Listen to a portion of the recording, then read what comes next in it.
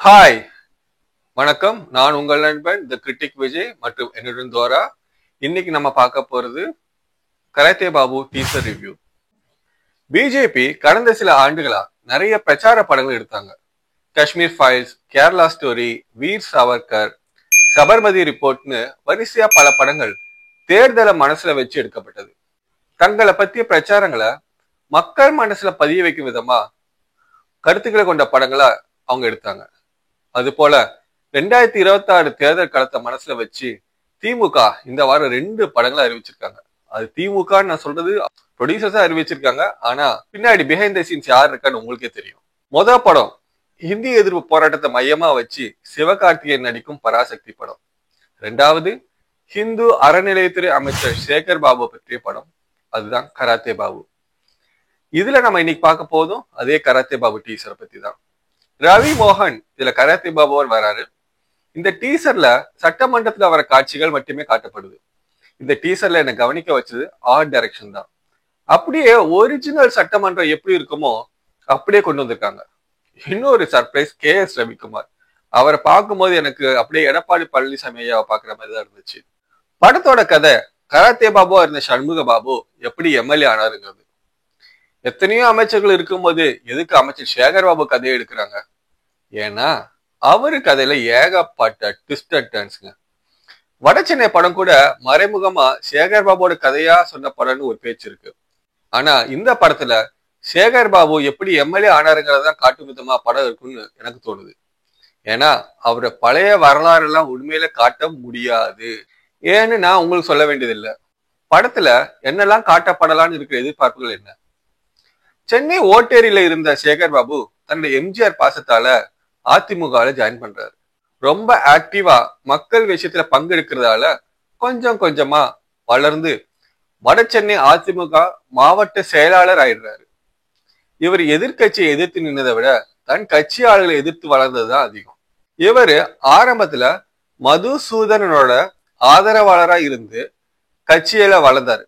அப்புறம் படிப்படியா மாவட்ட செயலாளர் ஆனதுக்கு அப்புறம் தன்னை வளர்த்து விட்ட மதுசூதனனையே எதிர்த்து அரசியல் பண்றாரு. ஜெயக்குமார், பாலகங்கான்னு வட சென்னையில இருந்த அதிமுக பெரிய தலைவரோட எதிர்ப்பு இவருக்கு எப்பவுமே இருந்தது. ஆனாலும் யாராலையும் இவரை ஒன்றும் பண்ண முடியல. காரணம் ஜெயலலிதா. MGR மறைவுக்கு பிறகு ஜெயலலிதா அன்னைக்கு வந்தவரு ஒரு கட்டத்துல ஜெயலலிதாவோட பர்சனல் ப்ரொடெக்ஷன் கொடுக்குற பாடி கார்ட்ஸை மேனேஜ் பண்ற அளவுக்கு ஜெயலலிதாவோட குட் புக்ல இடம் பிடிக்கிறாரு. 2001லயும் 2006லயும் RK நகர் தொகுதியில MLA-வா ஜெயிக்கிறாரு. 2001ல அமைச்சராக கடுமையா முயற்சி பண்ணாலும் மன்னார்குடி லாபியா இவரால் கன்வின்ஸ் பண்ண முடியல. வெற்றிவேல்ங்கிறவரு சேகர்பாபு பத்திய புகார்களை ஜெயலலிதாவுக்கு தைரியமா சொல்ல மாவட்ட செயலாளர் பதவியில இருந்து தூக்கப்படுறாரு. கடுப்பான சேகர்பாபு DMK-ல ஜாயின் பண்ணிடுறாரு. ADMK-ல இருக்கும்போது எந்த கருணாநிதியை கேவலமா பேசினாரோ இன்னைக்கு அதே கருணாநிதியை தலைவரா போற்றி பாடுறாரு. அதுதான் அரசியல். 2011 தேர்தல்ல 2 தடவை MLA-வா இருந்த RK நகர் தொகுதியிலே போட்டி போடுறாரு.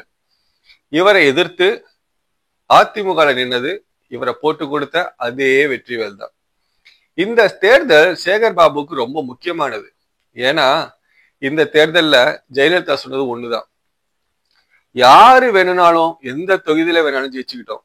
ஆனா RK நகர்ல மட்டும் சேகர் பாபு ஜெயிக்கவே கூடாதுங்கிறது தான் அது.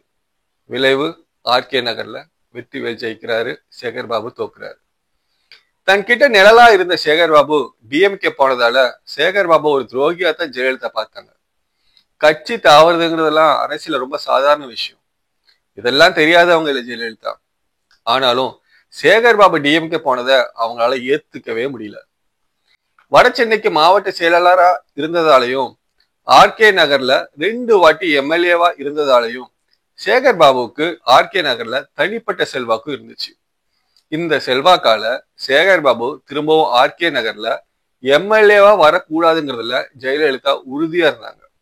2015ல சொத்து குவிப்பு வழக்குனால MLA பதவியை இழந்து திரும்ப MLA-வுக்கு போட்டி போடணும்னு இருந்தப்போ ஜெயலலிதா தேர்ந்தெடுத்தது அதே RK நகர் தொகுதி. அவங்க அதோட நிறுத்திக்கல.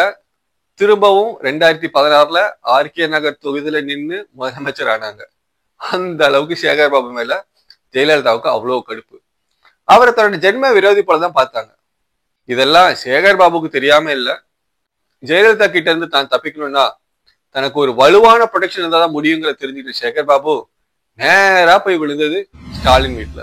கலைஞருக்கு அப்புறமா ஸ்டாலின் தான் அரசியல் மேல வருவாங்க புரிஞ்சுக்கிட்ட சேகர் பாபு ஸ்டாலினோட அட்டை போல ஒட்டிக்கிட்டாரு. இதன் மூலமா தன்னோட வடச்சென்னை சாம்ராஜ்யம் மேற்கொண்டு சரியாம பாத்துக்கிட்டாரு.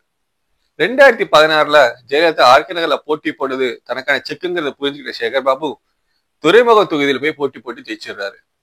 அதே தொகுதியிலேயே 2021 வெற்றி பெற்று அமைச்சராகவும் ஆயிடுறாரு. 2001 இருந்து தனக்கு ஆட்டம் காட்டிட்டு இருந்த மினிஸ்டர் போஸ்ட அவரால் 2021 தான் தொட முடிஞ்சது.